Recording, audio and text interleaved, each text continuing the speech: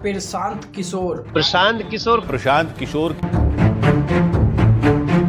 हाँ, वही प्रशांत किशोर जिनकी वजह से कई नेता सीएम और कई नेता पीएम के पद पे भी बैठ चुके हैं। मोदी जी का भाषण 14 में हमने लिखा है। आखिर कौन है प्रशांत किशोर और उनकी वजह से कैसे गद्दी पे बैठ चुके हैं और आखिर वो क्या करते थे, आइए जानते हैं इस वाली वीडियो में।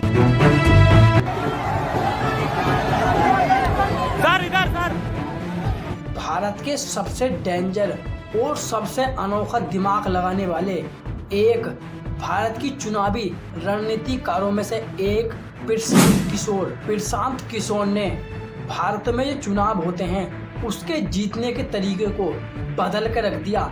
इस तरीके का दिमाग लगाया जिससे कि सत्ता भी नहीं पकड़ पाई और प्रशांत किशोर ने भारत की राजनीति में जीतने के तरीके को बदल कर रख दिया। और अगर आप सोच रहे हो कि क्या एक इंसान रणनीति बदलकर, रणनीति बनाकर नेताओं की तकदीर बदल सकता है, बिल्कुल बदल सकता है। जानिए पूरी कहानी। प्रशांत किशोर का जन्म 1977 में भारत के बिहार राज्य में हुआ था। पढ़ाई में तेज और सामाजिक मुद्दों में रुचि रखने वाले प्रशांत किशोर ने शुरुआत में मेडिकल और पब्लिक हेल्थ प्रोजेक्ट्स में काम किया, लेकिन उनका असली जुनून था राजनीतिक में और समाज में बदलाव लाना। और फिर यहाँ से शुरू होती है उनके चुनाव और रणनीति की रोमांचक कहानी। प्रशांत किशोर सीधे चुनाव नहीं लड़े।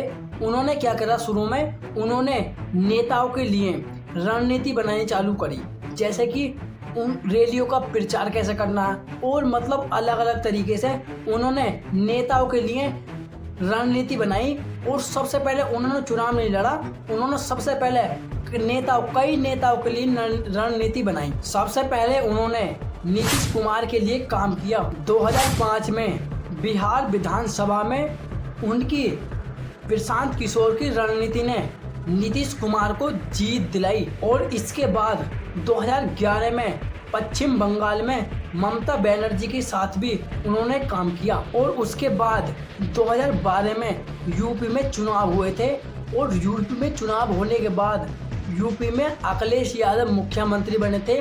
और जब अखिलेश यादव जीते तो उसमें भी उनकी अहम भूमिका थी। यहाँ एक चीज बिल्कुल साफ साफ नजर आती है, डाटा, सोशल मीडिया और जनता की सोच को समझकर भी चुनाव जीतने का फार्मूला था उनके पास। और फिर आता है 2014 का समय, जिस टाइम का मोदी लहर चली थी। उस मोदी लहर ने राजनीति का दृश्य ही बदल दिया। प्रशांत किशोर ने विपक्ष के लिए कई रणनीतियां बनाई, लेकिन कोई भी रणनीति उनके काम नहीं आई। इस बात को देखकर प्रशांत किशोर के साफ साफ समझ में आ गया था कि राजनीतिक में डाटा और रणनीतियां ही सब कुछ नहीं होती हैं, लहर और जनता की मानसिकता भी ही सब कुछ होती है। और यही चुनाव जीतने का अहम है। 2015 में बिहार विधानसभा चुनाव में प्रशांत किशोर की रणनीतियों ने महागठबंधन को जीत दिलाई। यहाँ उन्होंने डाटा संचालित वोटर मैपिंग और मुद्दों की विश्लेषण करके शानदार परिणाम दिया।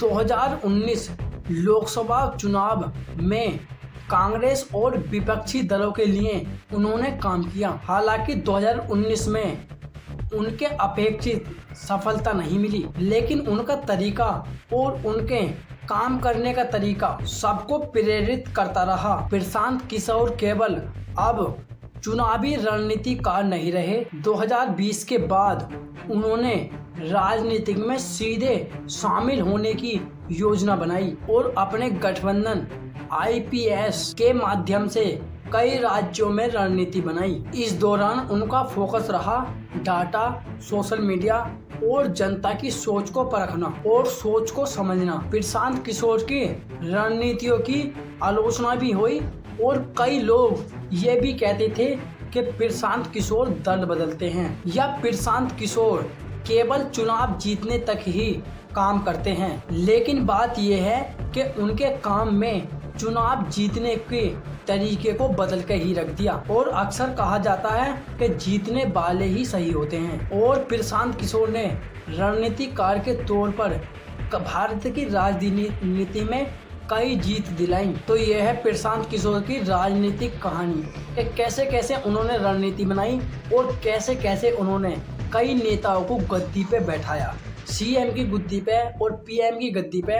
हालांकि नरेंद्र मोदी को सीएम से पीएम बनाने के पहले भी उनका ही रणनीति काम आई। तो ये थी प्रशांत किशोर की कहानी।